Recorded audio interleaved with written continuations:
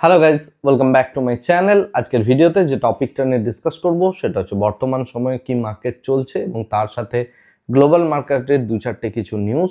But সবার আগে যেটা ইম্পর্টেন্ট সেটা হচ্ছে আমাদের মার্কেট আজকের ডেটে অল টাইম হাই টাচ করলো এবং বছরের সেকেন্ড দিন, ফার্স্ট উইকেন্ড, বছরের প্রথম উইকেন্ড এবং উইকেন্ডের আগেই মার্কেট পুরো একটা সেলিব্রেশন করার মতো একটা নিউজ দিল, বিশেষ করে যারা মার্কেট পার্টিসিপেন্ট তাদের প্রত্যেককে। মার্কেট আজকের ডেটে অল টাইম হাই টাচ করলো এবং উল্টো দিক থেকে দেখতে গেলে আমাদের যতগুলো সেক্টর আছে সেই সমস্ত সেক্টরের মধ্যে কেবলমাত্র এফএমসিজি সেক্টর ছাড়া বাকি সমস্ত সেক্টর আজকের ডেটে মোটামুটিভাবে একটা গ্রিন কালারে ক্লোজ হলো, অর্থাৎ মোটামুটিভাবে একটা বুলিশ দিক বলা যেতে পারে। তো এফএমসিজি সেক্টরের যে নেগেটিভিটিটা দেখা গেল তার সব থেকে বড় যে রিজন সেটা হচ্ছে আইটিসি, যে আইটিসির মধ্যে ওই যে গভর্নমেন্টের সিগারেটের উপর ট্যাক্স বাড়ানোর যে নিউজ, সেটার প্রভাবে আজকের ডেটেও আইটিসি মোটামুটি 4%-এর কাছাকাছি ডাউন। উল্টো দিক থেকে দেখতে গেলে বাদবাকি সমস্ত সেক্টরগুলো বুলিশ হওয়ার পিছনে দুটো রিজন রয়েছে। একটা হচ্ছে যে মার্কেট এই বিষয়টাকে সেলিব্রেট করছে যে আমাদের জিএসটি কালেকশন যথেষ্ট ভালো এসছে 6%-এর কাছাকাছি। বাট জিএসটির থেকেও যেটা ইম্পর্টেন্ট, আজকে হয়তো আমরা ইন্ডিয়ান মার্কেটটার দিকে তাকিয়ে আছি, বাট সব থেকে বড় যে ইভেন্টটা ঘটেছে সেটা হচ্ছে চায়নাতে। চায়নার মার্কেট অর্থাৎ হ্যাংসেই বিস যদি আপনি দেখেন, এখন যদি তার ফিউচার দেখা হয় 3%-এর কাছাকাছি আপ, রাইট? একটা ইন্ডেক্স তাদের 3%-এর কাছাকাছি আপ, সকাল থেকে যেভাবে ট্রেড হয়েছে তাদের 2.75%-এর কাছাকাছি আপ। চায়নার যে মার্কেট রয়েছে, কারণ গভর্নমেন্ট ওখানে আবার যে টেক কোম্পানি রয়েছে বা এই সমস্তগুলো রয়েছে তার উপরে আবার ফার্দার স্টিমুলাস প্যাকেজ আনতে চলেছে।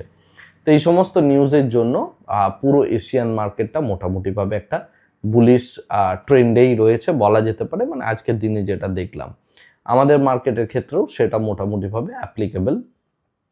আমাদের জিএসটি রেট, তাছাড়াও এই চায়নার নিউজটা অনেকটা পরিমাণ পুরো এশিয়ান মার্কেটটাকেই চাঙ্গা করেছে। যদি আপনি জাপানের ফিউচারও দেখেন এই মুহূর্তে, সেটাও 1.5%-এর উপর আপ। তো মোটামুটিভাবে দেখতে গেলে এশিয়ান মার্কেটগুলো সিচুয়েশন একটা যথেষ্ট ভালো জায়গায় রয়েছে এই মুহূর্তে আজকের ডেটের পরিপ্রেক্ষিতে। বাট আমাদের যে সমস্ত আরও কিছু ইনফরমেশন বা নিউজ এসে আপাতত পৌঁছেছে, বিশেষ করে আমাদের যে পিএমআই ডেটা, তারপরে এই যে জিএসটির যে রেটটা এসছে, সেখানে যদি আমরা ইম্পোর্টের দিকটা দেখি, ইম্পোর্টের পরিমাণ যথেষ্ট বেড়েছে। এই জিনিসগুলো কিন্তু একটা কনসার্ন বলা যেতে পারে বা এগুলো একটা কসার সাইন দেয়। যদিও মার্কেট এই মুহূর্তে মানে লাস্ট 1-1.5 বছরে মার্কেটের মধ্যে বেশ বড় রকমের একটা প্রেশার ছিল। তো এই কোয়ার্টারটা আমি যেটা বারবার বলে আসছি যে জানুয়ারির 5 তারিখ থেকে আমরা একটা ডিফারেন্ট কাইন্ড অফ মার্কেট দেখব। বলার মানে হচ্ছে যে এই মার্কেট অল টাইম হাই গিয়ে পৌঁছালো এবং এই কোয়ার্টারে এরপরে কোয়ার্টারলি রেজাল্টগুলো আসতে শুরু করবে। এই কোয়ার্টারলি রেজাল্টগুলো কিন্তু আগামী দিনের জন্য একটা বেশ বড় রকমের ফ্যাক্টর হতে চলেছে।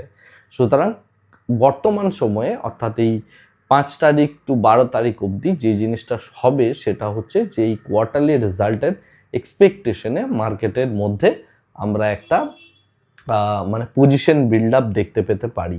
ওকে, এবং সেই যে বিষয়টা সেটা আগামী দিনের মার্কেটটাকে নিয়ে যাবে। তো ফেব্রুয়ারি মিড বা ফেব্রুয়ারি লাস্ট অবধি আমরা মোটামুটিভাবে এই কোয়ার্টারলি রেজাল্টের উপর বেস করেই মার্কেটটাকে দেখব সম্পূর্ণভাবে।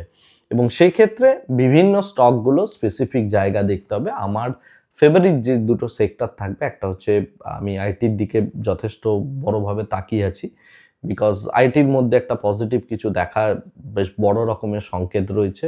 আইটি কোম্পানিগুলো ভালো নিউজ দিতে পারে, তার কারণ হচ্ছে তাদের অর্ডার বুকটা যথেষ্ট স্ট্রং হচ্ছে, সেই নিউজগুলো আমরা পেতে পারি। আর সেকেন্ড হচ্ছে একটা লে অফ তো চলছিলই, সেই লে অফের ব্যাপারটাও অনেকটা পরিমাণ এই মুহূর্তে স্লো ডাউন হয়েছে, বিশেষ করে লার্জ ইন্ডিয়ার যে সমস্ত আইটি সার্ভিস কোম্পানিগুলো রয়েছে। তো সেই দিক থেকে দেখতে গেলে আমরা 12 তারিখের পর থেকে টিসিএসের যে রেজাল্ট পত্রগুলো বেরোবে এই সমস্ত কিছু নিয়ে মোটামুটিভাবে একটা পজিটিভ মাহল দেখতে পেতে পারি, মানে দেখার চান্সেস যথেষ্ট বেশি। এবার যদি রেজাল্ট খারাপ আসে বা ফোরকাস্টিং খারাপ হয়, তাহলে সেগুলো ডেফিনেটলি একটা ডিফারেন্ট রিপারকেশন পড়বে। যদিও ওয়ার্ল্ড লিডার থেকে শুরু করে বাদ বাকি প্রত্যেকেই যথেষ্ট ফিয়ারের ইঙ্গিত দিচ্ছেন, অনেকেই আছেন ফিয়ারফুল কথাবার্তা বলছেন, বাট আমার যেটা মনে হয় ইন্ডিয়ান মার্কেট যেরকমভাবে স্ট্রাকচার্ড হচ্ছে এবং তার সাথে সাথে আমরা আরবিআই যেভাবে ওপেন মার্কেট অপারেশনের থ্রুতে লিকুইডিটি পুশ করবে, তাতে মার্কেটের মধ্যে যারা বড় প্লেয়ার বা বড় পার্টিসিপেন্ট আছে তারা কিন্তু বুলিশ সাইডেই থাকবে। সো মোটামুটিভাবে পজিশন বানালে যারা ট্রেডার আছেন তারা মোটামুটিভাবে নেট বুলিশ পজিশন রাখবেন, হেজড পজিশন রেখে কাজ করার চেষ্টা করবেন। তো এই হচ্ছে মোটামুটিভাবে সিনারিও মার্কেটের। ফ্রেশ নতুন করে বলার মতো এছাড়া আর কোনো নিউজ নেই, এটাই ইম্পর্টেন্ট জিনিস ছিল। আর আগামীকাল আমি ফেসবুকে আসছি, পুরো ফেসবুক লাইভে, যেখানে আপনি যদি জয়েন করেন তাহলে ডেফিনেটলি আপনি আমাকে ট্রেডিং সাইকোলজি রিলেটেড কোয়েশ্চেনগুলো করতে পারবেন এবং সেখানে একটা ডাইরেক্ট ইন্টারাকশন করব। ওকে, আজকের ভিডিওটাকে আর এর থেকে বেশি দীর্ঘায়িত করছি না, ভিডিওটাকে এই জায়গাতেই স্টপ করছি। Thank you very much, bye bye, tata.